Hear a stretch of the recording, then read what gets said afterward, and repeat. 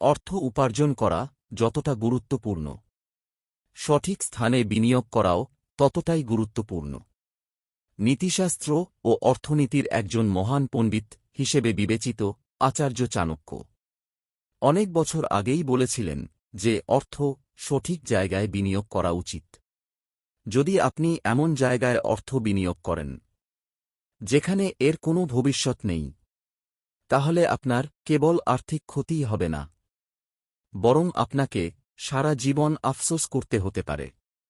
চাণক্য তাঁর নীতিমালায় স্পষ্টভাবে বলেছেন যে কিছু জায়গায় অর্থ বিনিয়োগ করা সরাসরি ধ্বংসের পথ।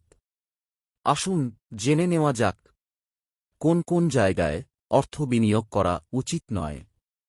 নাম্বার 1, অজ্ঞ বা দায়িত্বজ্ঞানহীন লোকদের টাকা দেওয়া। চাণক্য বলেন যে আপনি যদি আপনার অর্থ এমন কাউকে দেন যার জ্ঞান বা দায়িত্ববোধ নেই, তাহলে সেই অর্থ অবশ্যই নষ্ট হয়ে যাবে। এই ধরনের লোকেরা এটি সঠিকভাবে ব্যবহার করতে বা ফেরত দিতে পারবে না।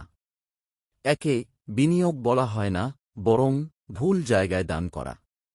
নাম্বার 2, এমন ব্যবসায় বিনিয়োগ করবেন না যেখানে আপনার কোনো বোধগম্যতা নেই।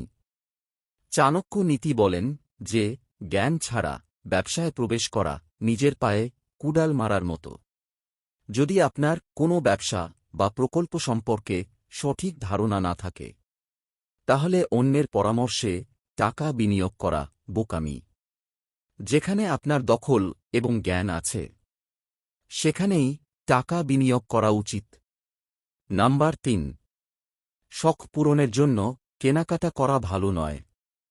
টাকা আসার সঙ্গে সঙ্গেই মানুষ বিলাসবহুল জিনিসপত্র, দামি গ্যাজেট বা ব্র্যান্ডেড জিনিসপত্রের পিছনে খরচ করতে শুরু করে। চাণক্য বলেন এটা করা অর্থের অপমান। এই ধরনের ব্যয় ভবিষ্যতে আর্থিক সংকটের ভিত্তি তৈরি করতে পারে।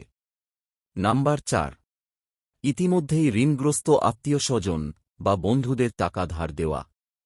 চাণক্য স্পষ্টভাবে বলেন যারা ইতিমধ্যেই অন্যের টাকা পরিশোধ করতে ব্যর্থ হয়েছে, তাদের টাকা ধার দেওয়া বুদ্ধিমানের কাজ নয়। তারা আপনার টাকা ফেরত দেবে না এবং আপনার সম্পর্ক বাঁচাতে পারবে না। নাম্বার 5, লোক দেখানো কাজে বিনিয়োগ করা বুদ্ধিমানের কাজ নয়।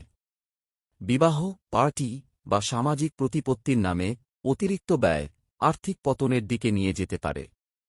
চাণক্যের মতে টাকা সরলতার সঙ্গে ব্যবহার করা উচিত এবং সমাজকে দেখানোর জন্য নয়। নাম্বার 6, অস্থির বা লোভী বিনিয়োগ পরিকল্পনা থাকা। আজকাল এমন অনেক পরিকল্পনা রয়েছে যা মানুষকে দ্রুত ধনী হওয়ার জন্য প্রলুব্ধ করে।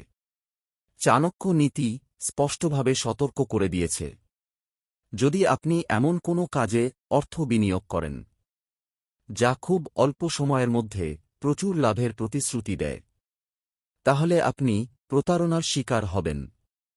তুমি ঠিক আছো না ভুল সেটা গুরুত্বপূর্ণ নয়, বরং তুমি ঠিক থাকাকালীন কত টাকা আয় করো আর ভুল থাকাকালীন কত টাকা হারাও সেটাই গুরুত্বপূর্ণ। 100 গুণ লাভের 10% সম্ভাবনা থাকলে প্রতিবারই তোমার সেই বাজি ধরা উচিত। খড়ের গাদায় সূঁচ খুঁজো না, শুধু খড়ের গাদা কিনো। শেয়ার বাজার এমন ব্যক্তিদের দ্বারা পরিপূর্ণ যারা সবকিছুর দাম জানে কিন্তু কিছুই জানে না। বিনিয়োগে যা আরামদায়ক তা খুব কমই লাভজনক। সংকট যতই তীব্র হোক না কেন, সাহস আমাকে শিখিয়েছে যে কোনো ভালো বিনিয়োগই শেষ পর্যন্ত লাভবান হবে।